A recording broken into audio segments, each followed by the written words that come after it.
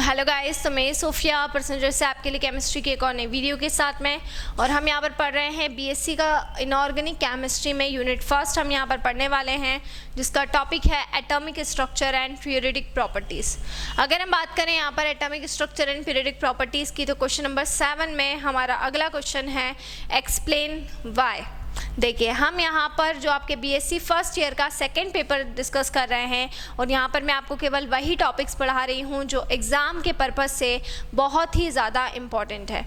ठीक है, तो आपको वही टॉपिक करना है जिसमें आपको वही टॉपिक करना है। यहाँ पर हम वही टॉपिक डिस्कस करेंगे जिसमें आपको ज़्यादा से ज़्यादा मार्क्स स्कोर हो जाएं और जो क्वेश्चन आपके एग्जाम में आते हैं। सो यहाँ पर हम अगला क्वेश्चन पढ़ते हैं, explain why 4s subshell is filled fast than 3d subshell. यहाँ पे आपसे पूछा जा रहा है कि जो 4s सबशेल होता है वो पहले फिल क्यों होता है और 3d सबशेल जो होता है वो बाद में फिल क्यों होता है।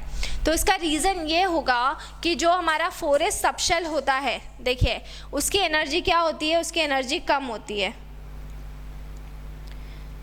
ठीक है, clear.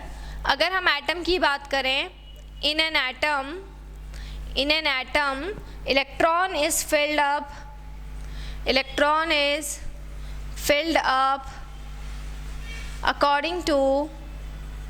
according to increasing energy level,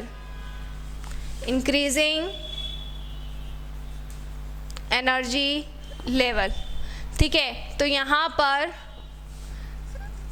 the energy of 4s subshell की जो एनर्जी रहेगी बेटा, वो 3d से क्या होती है, कम होती है। 3d की एनर्जी ज़्यादा होती है और 4s की एनर्जी क्या होती है, कम होती है। तो the energy of 4s subshell is lower than 3d subshell, है ना। जो एनर्जी रहती है 4s सबशेल की वो 3d सबशेल से क्या होती है, कम होती है। और क्योंकि इलेक्ट्रॉन की फीलिंग कैसे होती है, सबसे पहले इलेक्ट्रॉन काई में जाएगा जिसकी एनर्जी कम होगी, पहले उसमें जाएगा और उसके बाद वो उस सबशेल में जाता है जिसकी एनर्जी क्या होती है, ज़्यादा होती है। इसीलिए इस क्वेश्चन के अंदर क्या होता है, सबसे पहले जो इलेक्ट्रॉन फिल होता है वो 4s सबशेल में फिल होता है और उसके बाद में वो काई में जाता है, उसके बाद में वो 3d सबशेल में जाकर फिलअप होता है। तो 4s की एनर्जी जो होती है वो कम होती है, इसलिए पहले इलेक्ट्रॉन उसमें जाएगा और 3d की एनर्जी ज़्यादा होती है,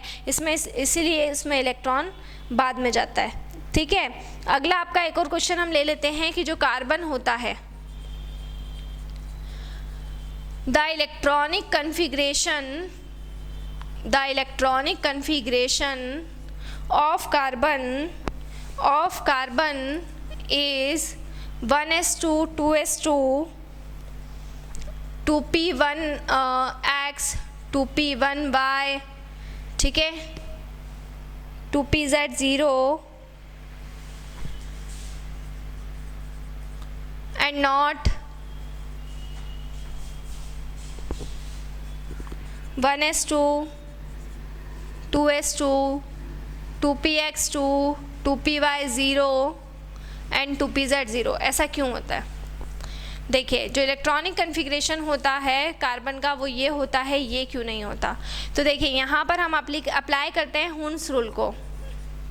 ठीक है, हुन्स रूल अप्लाई होगा यहाँ पे। हुन्स रूल क्या होता है कि सबसे पहले किसी भी ऑर्बिटल की अगर हम बात करेंगे तो किसी भी ऑर्बिटल के अंदर जो इलेक्ट्रॉन पेयर होते हैं तो पहले सिंगल पेयर होते हैं और उसके बाद में उसकी डबलिंग होती है। जैसे फर्स्ट वाले केस में अगर हम देखें तो 1s2 के 2 हो गए, फिर 2s2 के 2 हो गए, है ना।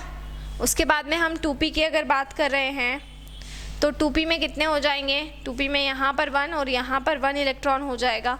ठीक है, क्लियर। तो 2px 1 हो गया, 2py 1 हो गया, तो यहाँ पर एक इलेक्ट्रॉन। तो हुन्स रूल ये कहता है कि सबसे पहले जैसे ये ऑर्बिटल है, ये सबशेल है, इसमें जितने भी ऑर्बिटल हैं उसमें पहले, क्योंकि सब ऑर्बिटल की एनर्जी क्या है, सेम है, सेम होने की वजह से पहले इसमें इलेक्ट्रॉन सिंगल फिल होते हैं, फिर डबलिंग होती है। ऐसा नहीं होगा कि पहले ये फर्स्ट ऑर्बिट पूरा डबल हो जाएगा, फिर सेकेंड ऑर्बिट डबल हो जाएगा, ऑर्बिटल डबल हो जाएगा, ऐसा नहीं होता है। तो ऑर्बिटल के अंदर पहले सिंगल इलेक्ट्रॉन्स इलेक्ट्रॉन्स की फिलिंग होती है और उसके बाद में डबलिंग होती है। तो 1s के अंदर 2 इलेक्ट्रॉन आ जाएंगे और 2s के अंदर 2 इलेक्ट्रॉन हो जाएंगे और 2p के अंदर 2 इलेक्ट्रॉन रहेंगे, मतलब कि 2px1 एंड 2py1 हो जाएगा। लेकिन सेकेंड वाले केस में क्या हो रहा है, सेकेंड वाले केस में 2px में ही 2 इलेक्ट्रॉन है, जो कि गलत है क्योंकि ये पूरे तीनों ऑर्बिटल की एनर्जी सेम है। इसलिए पहले इलेक्ट्रॉन हुन्स रूल के अकॉर्डिंग सिंगल सिंगल फिलअप होता है और उसके बाद में उसकी डबलिंग होती है, इसलिए इसका करेक्ट कन्फिग्रेशन ये होगा। तो आपको यहाँ पर हुन्स रूल को अप्लाई करना है और ऊपर हमने ऑफ बाउ प्रिंसिपल को अप्लाई किया कि पहले लोअर एनर्जी लेवल वाले सेक्शन में इलेक्ट्रॉन जाएगा, उसके बाद हायर में जाएगा। सो इसी तरह से जुड़े रहिए हमारे साथ में, वीडियोस को लाइक करते रहिए, चैनल को सब्सक्राइब करना ना भूलें। कोई भी डाउट, कोई भी क्वेरी हो तो उसे आप कमेंट बॉक्स में डाल सकते हैं। और अगर आप हमसे ऑनलाइन होम क्लासेस पढ़ना चाहते हैं तो हम आपको वो फैसिलिटी भी प्रोवाइड करा रहे हैं। हमसे ऑनलाइन होम क्लासेस पढ़ने के लिए डिस्क्रिप्शन में जाकर सारी डिटेल्स ले लें और हमसे कांटेक्ट करें। इसके अलावा आपको कोई भी डाउट, कोई भी क्वेरी हो उसे आप कमेंट बॉक्स में डाल सकते हैं। और आपको ये बीएससी के टॉपिक्स मैं आपको करवा रही हूँ, इसके सारे टॉपिक्स आप प्रीवियस सेक्शन के अंदर देखें और आपको जो भी डाउट आए वो आप कमेंट बॉक्स में डालें। Stay home, stay safe. Thank you so much.